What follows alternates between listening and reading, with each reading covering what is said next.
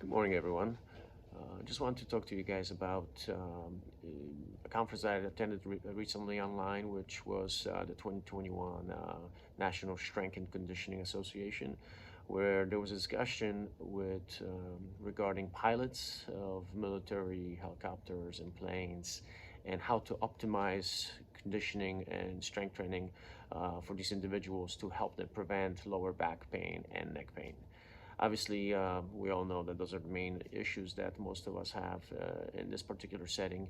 And there were studies conducted over a 12-month period where civilians were compared to military pilot personnel. And it was a no-brainer that to see that the neck pain experienced by pilots is at 85%, while civilians only experience about 50% of that.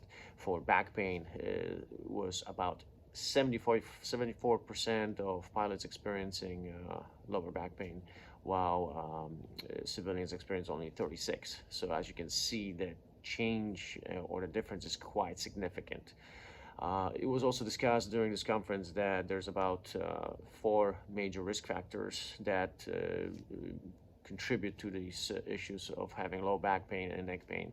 And those risk factors are your typical human individual risk factors, under which things fall like age. The older we get, the more issues we're going to have.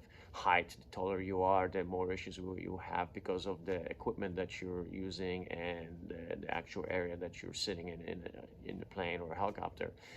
Medical history, if you have a prior medical history with back issues, obviously you're going to have more of them when you perform this particular job. Exercise time and fitness levels.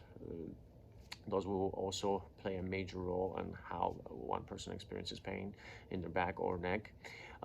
Mobility of your cervical neck region and muscle performance, such as neck and back muscles. If those muscles are weak, you're more likely to have issues when you're flying. Another risk factors that was associated with those increased neck pain and back pain issues was equipment worn, as well as the aircraft design. So obviously, the wearing of the helmet, wearing the battery packs, night vision goggles, the vest, the seats not being comfortable, the area that you're sitting is not ergonomically designed properly. All those things will play a big part on the issues that you experience in your back or your neck. Another risk factor was pilot and aircrew behaviors. So posture that we assume while we're flying or when we're standing or moving, obviously, the more forward leaning with the neck, slouching forward is going to contribute to those issues. And also the movement patterns of your neck. The one that's most commonly, I guess not guilty, but the one that's causing the most issues most of the time is that check 6 position, when you have to turn your neck almost 180 degrees behind you to look back. That's one that causes the most problems, especially if you don't already have mobility in your neck segments. And other risk factors also contributing to the back pain are your organizational, so duration of the flight, experience, training, and night flying. So all those things we all know that they cause problems. Now, what can be done to fix those problems? The most of the studying that was done is to see if increasing strength of your lower back, your core, and your neck can actually help you reduce those issues, such as having lower back pain or neck pain. And it was actually demonstrated and proven that they do.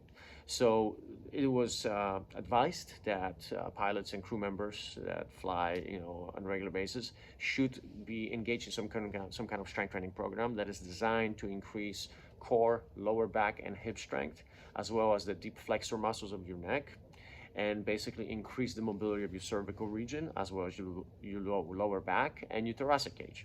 So basically, programs designed to do that will help with reducing back pain, and they will help with reducing neck pain. So what I'm gonna do next, I'm gonna make another video where I will show you guys pre-flight and post-flight exercises and stretches that you should be doing specifically for your neck as well as your lower back.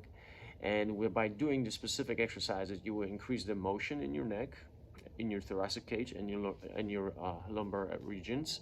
That will actually help you with moving more freely while you're flying. And also, it will help you, these exercises and stretches will also help you with increasing the strength and endurance that you need to sustain feeling better when you fly and to avoid those pains in the future. Okay, so try it, see how it works. I would recommend doing those things daily, at least on the days that you're flying, So that way you get the best benefits from it, and see how you feel.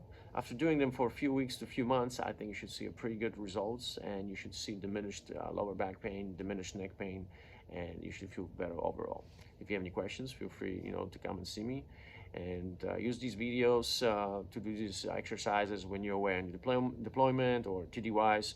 Whenever you're not around and I'm not able to show you those things, use those videos to your advantage, so you can really maintain your fitness level, your mobility levels in your neck and in your back.